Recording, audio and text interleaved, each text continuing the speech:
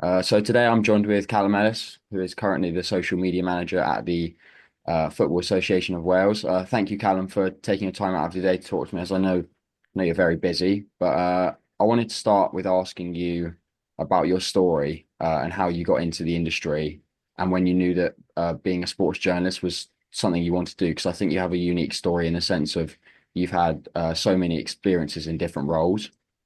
Yeah. So yeah, thanks for having me on first of all. I guess the first time I really considered going down the route of sports journalism was when I was in probably year 11 in school. So I was deciding on my A levels and sort of what subjects I thought would be handy for a career in sports journalism. So I decided to take English language and literature for my A levels. Obviously, a huge part of sports journalism. I also did ICT and business studies as well. So those are the three subjects I did for A level. And then from there, when I was in, I think it was year 12 or 13, when I was first looking at potential universities and courses at universities. I noticed sports journalism at USW was an option. It was quite interesting though because when I first sort of applied and saw that the course was coming, it was no one had ever done it before. It was the first year, so didn't really have anybody to sort of speak to, like I guess you're doing now, really, to speak about their experiences on the course. Um, a lot of the information we were given was around the journalism course at USW. But yeah, I just sort of really liked the links which the university had, obviously being based in Cardiff. There was so many sort of different sporting options and sporting matches going on, which there always is. So that's one of the big pulls for me, in terms of why I decided to choose the university. So yeah, I started uni in 2017 after finishing my A levels. And then yeah, just tried to take as sort of many opportunities as I could really during my time on the course. So um, went to as many matches as I could, as many press conferences as I could, tried to meet as many people as I could, working in the industry.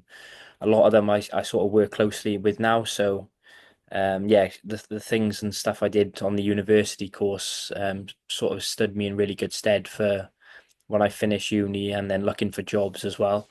And like I say, a lot of the people which I met going to press conferences and matches sort of become really friendly with since uni. So yeah, one of the biggest things I think, one of the best experience I had during my time at uni was getting the opportunity to work at Wimbledon.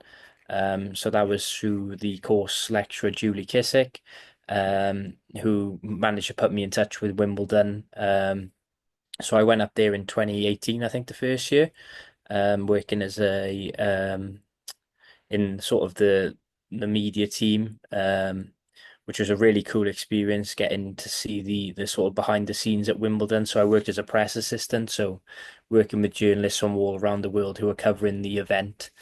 Um, so yeah, that was a really cool experience, and the first year went really well. So I managed to do that two more times after that as well, after university as well, which was really cool. So that was sort of a really good highlight from university. But then also I tried to, like I said, take as many experiences as I could under my belt. Um, so I did things sort of like with video production. So I did work experience with a company called Barn Media.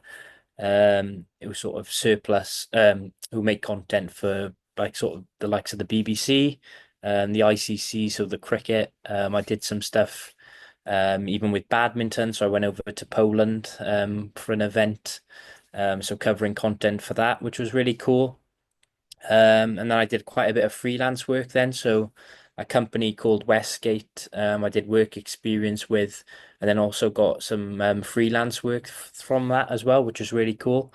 So I got work published in the Telegraph, did things like the Daily Mirror, the Daily Mail, yeah, quite a range of sort of big publications, which was really cool. So that was another sort of highlight of university, seeing work which I'd done, also published in some of the biggest sort of news outlets as well. So that was another cool experience. So yeah, there was loads of different things which I did under uni, and probably.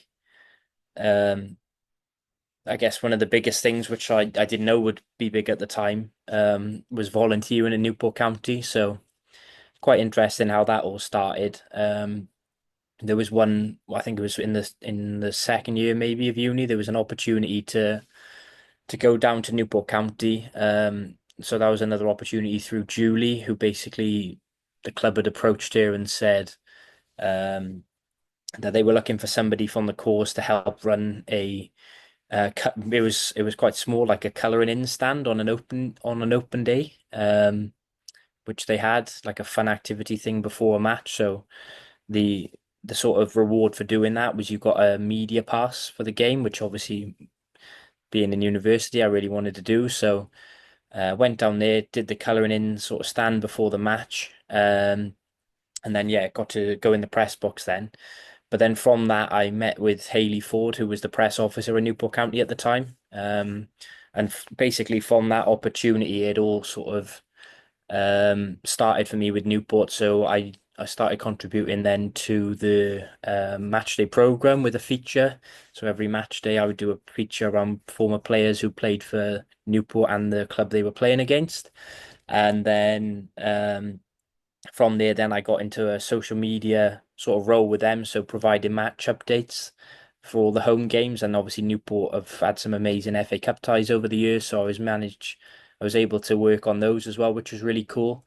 But then, yeah, from there, obviously, I finished my degree in COVID, which was really strange doing a lot of the assignments and things like that online in my dissertation. And then I think it was about 3 months after the pandemic, 2 or 3 months after I'd graduated, um, I got a phone call then from somebody who I knew at Newport to say a potential vacancy was coming up with the club. So obviously having had the experience and knowing people at the club, that stood me in really good stead. And I got actually offered the job within about 3 months of graduating from uni, which I didn't really expect at all, to be honest, especially being in COVID. So I was looking at potentially doing a master's degree, but with everything that happened with COVID, it was something which I was going to delay. But then that job came up with Newport and sort of jumped at the chance really. So um, yeah, so I went to Newport then, worked there for about 19 months, I think it was off the top of my head. And in the first season I was there, they got to the playoff final at Wembley, so I did a whole season traveling up and down the country with no fans in attendance. So yeah, it was a really strange season, and then we got to Wembley. Unfortunately, lost in the playoff final to Morecambe, but I probably couldn't have asked for a better experience in terms of it being my first job out of university. Um, and yeah, and in a sort of League Two level in particular, there's not many resources, so you have to do a lot of things on your own. And yeah, it was quite a stressful season to be honest. Loads of different things going on, loads of challenges, obviously with it being in the pandemic. Um, but yeah, got through that season, and then it was I think a couple of months into the new season then, and a job opportunity came up with the FAW working in the domestic game. So I applied for that and got it. I had done some work experience with the FAW in the past as well. So, like I mentioned earlier, going to press conferences and covering matches um, was amazing. And I got to meet people through the FAW by going to that. And yeah, the just going back to 2017 when I first started on the course, I covered an international women's game for the first time, which I hadn't done before.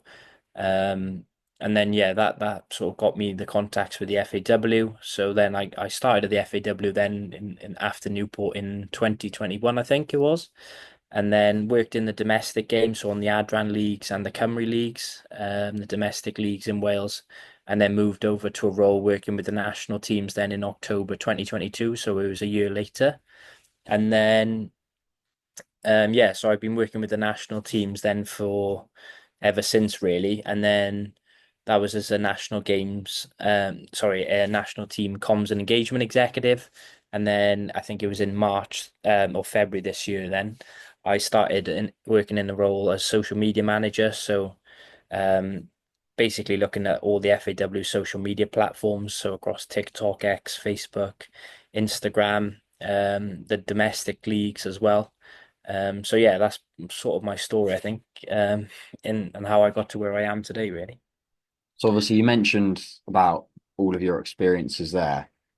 How would you say like the those experiences you've got, how important they were getting them so early on in your sports journalism career to make to like improve your skills to become more employable to reach where you are now? Yeah, so those skills were vital. One of the big things I remember when I was in uni and people telling me, not just the lecturers, tell me, Julie, Ian, Andy, when I was in uni, but also people outside. It was just try to meet as many people as you can, talk to as many people as you can. You never know the sort of doors that will open as well. So that's why I wanted to try and really put myself out there and take advantages of many opportunities as I could. Football is obviously where my passion is, but then there was other things which I was really open to. Like I mentioned, I covered badminton events, I did cricket, rugby, netball, just as many different sports as I can. I didn't necessarily enjoy all of them, but as much as I enjoy football, but it was a different experience. And yeah, obviously through meeting people, speaking to people at conferences and at matches, that opened up doors then and various opportunities. So I'm really grateful to the advice which I was given in terms of taking advantage of the people which I spoke to in at the time I was in university. And like I said, those people are people who I've stayed in contact with, and obviously working at Newport, I was dealing with a lot of sort of local journalists who I'd met through university, and that's carried on then when I've been in the role of the Football Association of Wales as well. So yeah, it's been nice to stay in Wales as well, because a lot of the people obviously I met were through Welsh contacts. And yeah, it's been nice to sort of stay in touch with those and work with those, starting from university then up until Newport and then at the FAW as well. So having more like senior roles, as you said about being the social media manager now, obviously at the FAW and at Newport, you were the media manager. Would you say as someone in a higher role, when you looking to employ people, do you look for certain aspects or skills or abilities about them, or is it more just if someone's good at their job, you look to hire them, or is it more in depth looking at people's CVs and stuff like that? Yeah, I think experience you can't buy experience in the industry, and that's what I tried to reward people with really. I knew, being a university student myself, somebody was looking to try and get a break in the industry and looking for opportunities, then obviously being a university student and looking for various sort of avenues into the industry, I knew how important that was. And when I was in Newport in particular, I always wanted to try and reward university students in particular. So there was quite a few who came on board as volunteers at the club as well, who've gone on to do really good things. For example, like Dylan Scarborough, who was on the Cheltenham sports journalism degree. He came on board, and now he's working at Leeds, working on Leeds United socials. Um, there was another, Caitlin Bennett, who also did the sports journalism course with Dylan, and she's doing really well now, working in boxing. So yeah, it's been nice to sort of see people's journeys who I've worked with as well in the past. But like I say, I knew how important it was to try and get experience when I was in university, and I'd like to think that I tried my best to try and give people who were also looking for experience that experience too. So yeah, experience does go a long way. Obviously, when you're starting out, it's difficult to do that. But yeah, I think if you take advantage as many opportunities as you can, really, that'll stand you in really good stead. Obviously, you need skills, you need sort of you need good communication skills. You need good timekeeping skills in this industry in particular. You need to meet deadlines, and those are the skills you need. But there's no point having those skills if you haven't got the experience as well. So yeah, that the skills are obviously something which you look at when you're looking to employ someone, I guess. But the experience has to go sort of hand in hand with that as well. Do you think that employability has changed since you first started? Obviously, when you mentioned when you were the first year on the course, so people didn't have the contacts maybe that we have on the course now. So do you think I'll say it was probably harder for you back then to try and get obviously you had a lot of experience, but you obviously had to work to get those experiences and work hard to stand out. Yeah, I think um yeah, it was sort of difficult at the start, I guess.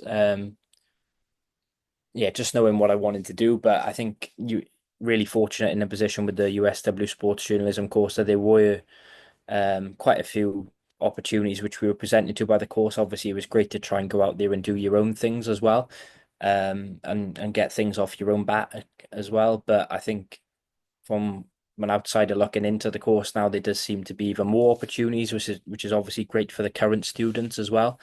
Um, but yeah, I think things have changed quite a bit in the industry. Obviously, there's a different needs and different wants from employers now. And that's what I tried to sort of when I was in university, I tried to sort of take advantage and build as many skills as I could.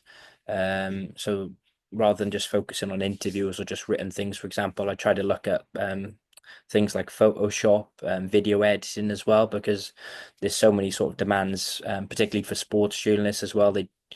Companies don't want people who can just write or people who can just who can just do good interviews, for example. They want so much more now, people who can potentially make graphics, people who can edit video, people who can shoot on their phone. Surprising how many like things I've done just literally just shot on my mobile, which I learned a lot in university with Ian Fitzel, who was the lecturer at the time in mobile journalism. Um, so yeah, there was so many different skills at uni which I tried to learn and develop, rather than just written and interviewing skills, and things which have really actually helped me further down the line as well. So yeah, it's about being sort of adaptable, flexible, dynamic as well. So yeah, there's a load of different skills which I learned at university, which have really helped me after graduating from the course too. Sorry, I think you're on mute. You mentioned about having how it's changed so much now. There's a lot more of demand for video media rather than written media. Do you think that will like continue in the future? So as a obviously this course now, the mobile journalism and the photography and the editing is a very big part of the course. Whereas maybe if you go back 10, 15 years on a journalist course, that wasn't something that was taught. So do you think that the media this side will become more of a demand as an employer? Yeah, definitely. I think if you just look at social media now, the amount of journalists who are doing much more than literally just written articles, for example. You might be asked as a sports journalist, for example, to do a piece to camera when you're at a match, in terms of building a rapport with supporters of a club which you're following, for example.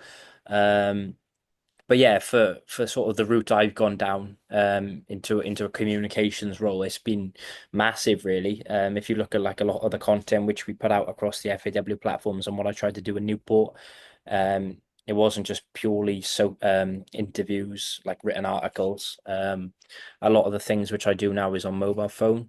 And that's something which I did a lot of at Newport as well. And if you look at social media, there's so many clubs, so many international teams focusing on video content as well, because that's sort of the way the world's going, which does make it tough because people probably have less sort of attention spans compared to what they used to.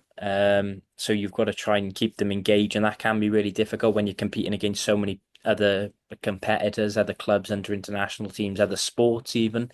So you've got to try and find a way to make your content a little bit unique, and really plan it to try and make people want to watch the duration of it, not just click off after a couple of seconds or so. So yeah, I think there's way more demand, goes without saying, really, for video content, probably compared to if somebody was to do this course, like you say, 10, 15 years ago. So yeah, video is something which has become really important. And I think the biggest thing is you don't need to have these big high-end cameras anymore. You can shoot so much stuff from your mobile phone as well, which is really handy because everyone's got one as well.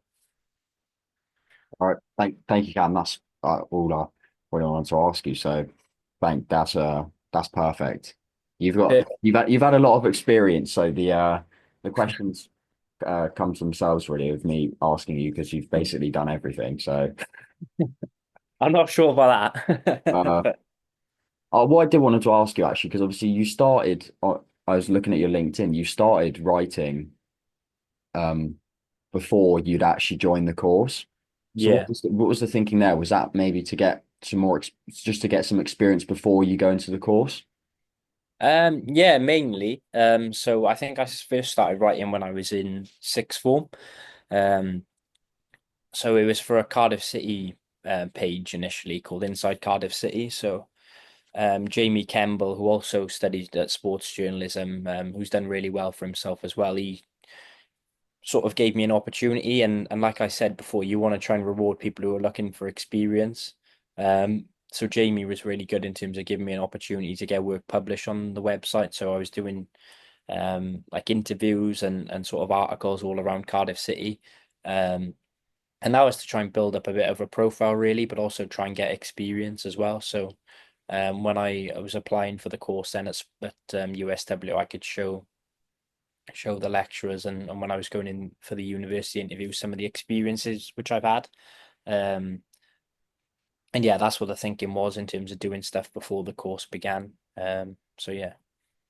One final question I was just going to ask, how important do you think confidence is? You know, like in if working at an organization like the FAW, you have to have the confidence because to stand out, I feel like a lot of people my age don't have the skills to talk to people a lot. I think being in COVID, a lot of maybe people my age struggled with that, and there aren't as many confident people now. So how important would you say it is to like talk to people that you're working with constantly, trying to learn and build so you become a better employee?